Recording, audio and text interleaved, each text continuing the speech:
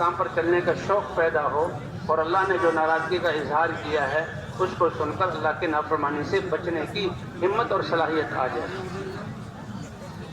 اور اللہ کا اترا والا علم ہماری زندگی میں زندہ ہو جائے۔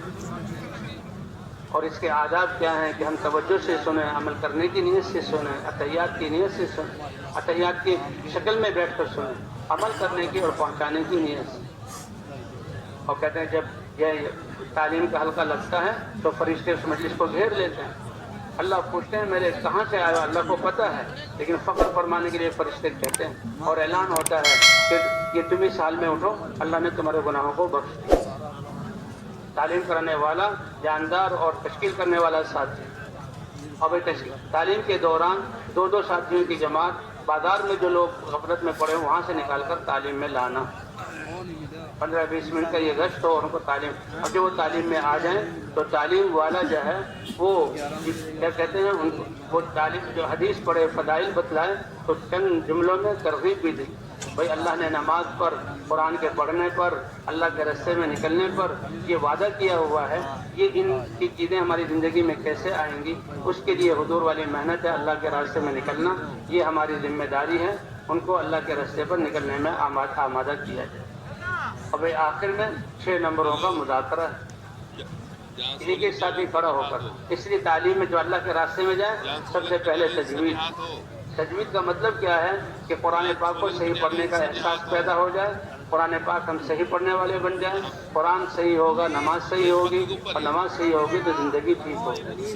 پہلے دن ساری جماعت کا جو ہے ایک ہی جو ہے حلقہ لگ جائے تاکہ پتہ لگے کتنے قرآن صحیح پڑھنے والے ہیں، کتنے میں کمزوری ہے، کتنے صحیح پڑھنے والے ہیں، ان کے بقدر جو ہے حلقے لگائے جائیں اور جو کمی کوتاہی ہو اس وقت تھوڑی سی کوشش کی جائے اور پھر بعد میں الگ وقت لے کر جو قرآن پاک پڑھنے کی تجوید کو صحیح کیا جائے تاکہ ہماری نمازیں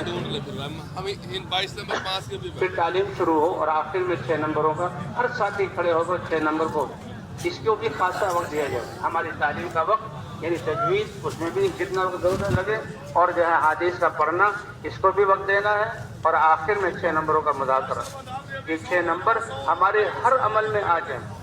کیونکہ ایمان یہ تو بنیادی چیز ہے، ہمارا ذکر کرنا، ہمارا دعوت دینا، ہمارا تعلیم میں بیٹھنا، نماز پڑھنا اللہ کے یقین کی بنیاد پر کہ اللہ ان اعمال کے ذریعے ہمیں کامیابی دے، ان اعمال کے ذریعے جو اللہ تعالیٰ ہمیں کامیابی دے۔ تو یہ ایمان اور حضور صلی اللہ علیہ وسلم کی سنت کہ اس سے اس عمل میں برکت اور جان آئے گی، اور فضائل کے استحضار کے ساتھ، فضائل کے اور اللہ کے اتارے والے علم کے ساتھ اور ان اعمال کی حفاظت کے لیے اچھے اخلاق کو برتتے ہوئے، ورنہ ہماری زندگی کی پونجی دوسروں کے حوالے قیامت میں ہو جائے گی اور یہ انسان جو ہے دیوالیہ ہو کر اللہ معاف فرمائے کہ اللہ کے ناراضگی